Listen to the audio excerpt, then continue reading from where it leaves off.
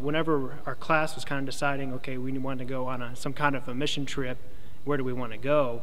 There's a lot of people that had some pretty strong ties with Haiti. I decided to go to Mexico with some of my friends over spring break, and it was just kind of spur of the moment kind of thing, and didn't plan it out, didn't have any really expectations. It kind of turned into almost more of a whim decision, but as I thought more and more about it, it really became a God thing.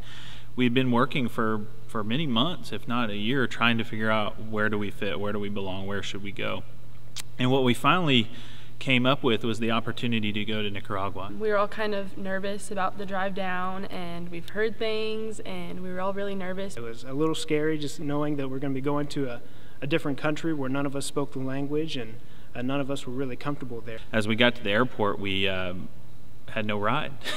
Our ride had not showed up, so our big concern was, oh great, are we going to be stranded here in the airport, and we don't want to be here after dark. By the time lunch was over, our ride was there, and we were rolling from there. It was already an instant culture shock just walking right through the airport and having all these Haitians try to grab our bags and get tips from that. We definitely had to leave our comfort zone. Only one of us in the group spoke Spanish. So when we arrived there and we got to this campground and 75 kids showed up that all spoke Spanish, we were quite uncomfortable. Know any Spanish going down there? It didn't matter to anyone, and you were just brought into the family as soon as you got there. We found other ways to communicate, whether it was playing sports or goofing around or hand signals or whatever the case may be.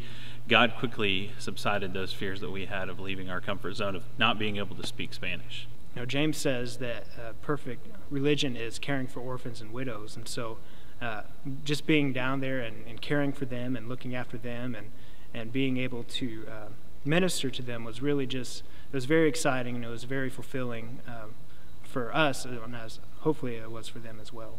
I was struck listening to stories of people coming back. This is a work trip. There's a lot of hard work that's done, but if you listen to people, you don't hear them complain about, you know, all the work they had to do, or the living conditions, or the different rules. I mean, you just hear people talk about how they have gained more than they've given. There's so many different problems that they have down in Haiti that we don't have here in America, and it really just kind of drives home the point of that God is in control and that we need to rely on Him for everything. The one thing that really strikes you when you see pictures of the children in the different villages and the adults alike, that everyone looks happy, and you can see real joy in their eyes and on their faces. And I think that that's a great lesson, that you know, we make our decisions. God provides avenues for us all to be happy. So once we left Haiti and we got on the plane,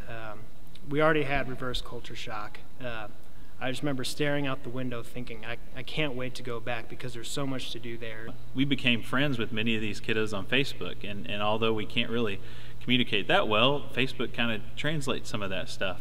When she got home, she was a different person. You could tell that the trip, which started out as like she had mentioned, with very little expectations, you could tell that she had changed, and that she had grown closer to God through the work that she was doing down there. We found out within a few days after the camp, one of the campers that we had become pretty close with was baptized.